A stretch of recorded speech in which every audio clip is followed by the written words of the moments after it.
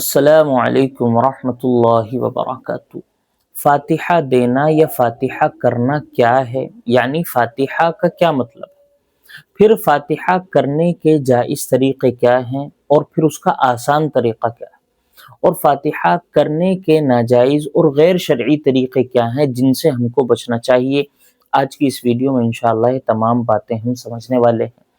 سب سے پہلے سمجھتے ہیں کہ فاتحہ کیا ہوتا ہے، فاتحہ کرنا یا فاتحہ پہنچانا کیا ہوتا ہے۔ دیکھیے، آپ اپنے دوست و احباب، متعلقین، رشتہ دار، والدین، جانکار جو اس دنیا سے رخصت ہو چکے، انتقال کر گئے، ان کے لیے آپ ثواب کا کوئی کام کر کے ان کو اس کا ثواب پہنچا دیں، اپنی کوئی نیک عمل کر کے، کوئی نیک عبادت کر کے، کوئی صدقات و خیرات کر کے یا دعا وغیرہ کر کے ان کو ثواب پہنچا دیں، اپنے مردوں کو، اپنی میتوں کو۔ اس کو ایصال ثواب بھی کہا جاتا ہے، اور اسی کو فاتحہ کرنا، فاتحہ دینا، فاتحہ پہنچانا، یہ تمام باتیں جو ہے اسی کو کہی جاتی ہیں۔ یعنی فاتحہ کا مطلب ہے ایصال ثواب کرنا۔ یہ ایک بہت نیک عمل ہے، اچھا کام ہے، مردوں کے لیے بھی جو ہے اچھی بات ہے، اور جو شخص زندہ ہے جو یہ کام کر رہا ہے اس کے لیے بھی اچھی بات ہے، کیونکہ جب وہ کوئی بھی نیک عمل کرے، عبادت کر کے، صدقات و خیرات کر کے اپنے مردے کو ثواب پہنچائے گا تو اس کرنے والے کو خود بھی انشاءاللہ کچھ نہ کچھ ثواب ملے گا۔ تو یہ دونوں کے لیے اچھی بات ہے۔ لیکن آج موجودہ زمانے میں بہت سے ایسے ناجائز اور غیر شرعی طریقے اس نیک کام میں آ گئے ہیں کہ اب یہ نیک کام بھی، یہ اچھا کام بھی جو ہے غلط رستے پر چل پڑا ہے اور غلط عمل ہو گیا ہے۔ تو جائز اور صحیح طریقہ کیا ہے اس کو بھی سمجھیے، ناجائز اور غیر شرعی طریقے کیا ہیں اس کو بھی سمجھیے۔ تو جو جائز طریقے ہیں اس کو اپنائیے اور جو ناجائز طریقے ہیں ان کو چھوڑ دیجیے۔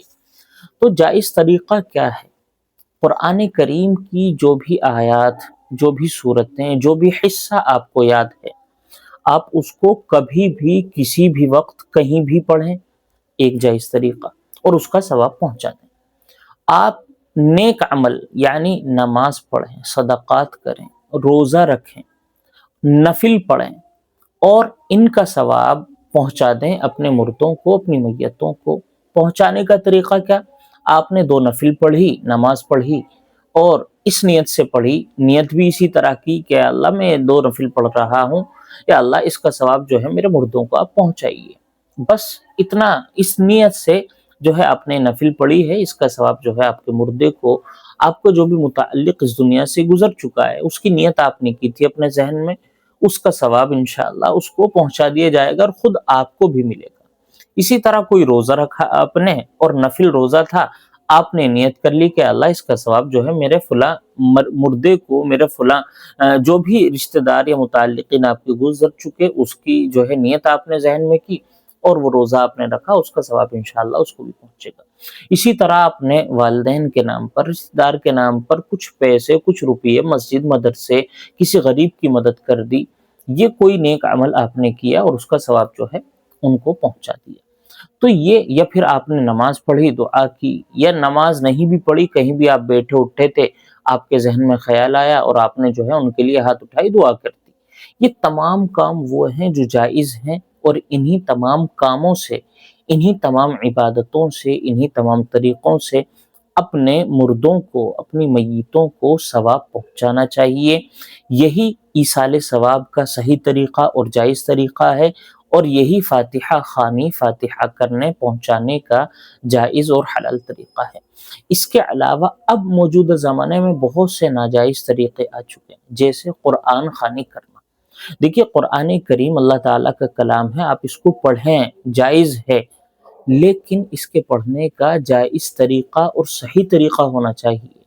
اب قرآن خوانی میں یہ ہوتا ہے کہ آپ باقاعدہ کنڈی پیٹ کر، اعلان کر کے لوگوں کو قرآن خوانی کے لیے بلا کر لاتے ہیں۔ پھر وہ قرآن خوانی میں بعض لوگ ایسے ہوتے ہیں جو پڑھتے ہی نہیں ہیں، پڑھتے ہیں تو جلد بازی میں پڑھتے ہیں، اور پڑھ بھی لیتے ہیں تو قرآن کریم کے جو سجدے ہوا کرتے ہیں ان کو چھوڑ دیا جاتا ہے، اور باقاعدہ لوگ اپنے کام چھوڑ کر، اپنے جو ہے ضروری چیزیں چھوڑ کر جو ہے آپ کے یہاں قرآن خوانی کے لیے حاضر ہوتے ہیں۔ تو یہ تمام باتیں تکلف والی ہیں اور شریعت میں تکلف بالکل بھی جو ہے تکلف کی اجازت نہیں ہے۔ تو قرآن خوانی یہ ایک ناجائز اور ایک غیر شرعی طریقہ ہے۔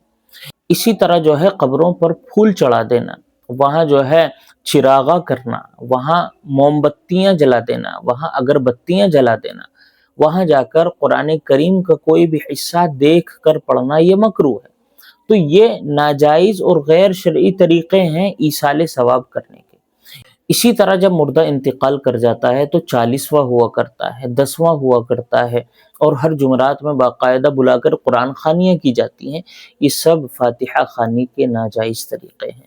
تو جائز طریقوں کو اپنایا جائے تاکہ ہمارے مردوں کو ثواب پہنچے، ناجائز طریقوں سے بچا جائے تاکہ اس کو کوئی گناہ بھی نہ پہنچے اور خود ہم بھی گناہ میں ملوث نہ ہوں۔ تو فاتحہ خوانی کا آسان طریقہ یہ ہے کہ جو بھی جائز طریقہ، جو بھی قرآن کریم کی آیت یا حصہ آپ کو یاد ہے اس کو پڑھیے، اس کا ثواب پہنچائیے، نفل پڑھیے، اس کا ثواب پہنچائیے، دعا کیجئے، اس کے ثواب پہنچائیے، دعائے مغفرت کیجئے، صدقات و خیرات کیجئے اور جو ہے ان کو ثواب پہنچائیے۔ یہ ہے فاتحہ خوانی کے جائز طریقے، اور ناجائز طریقے سے بچنے کی کوشش کریں۔ اللہ تعالی عمل کی توفیق عطا فرمائے۔ السلام علیکم ورحمۃ اللہ وبرکاتہ۔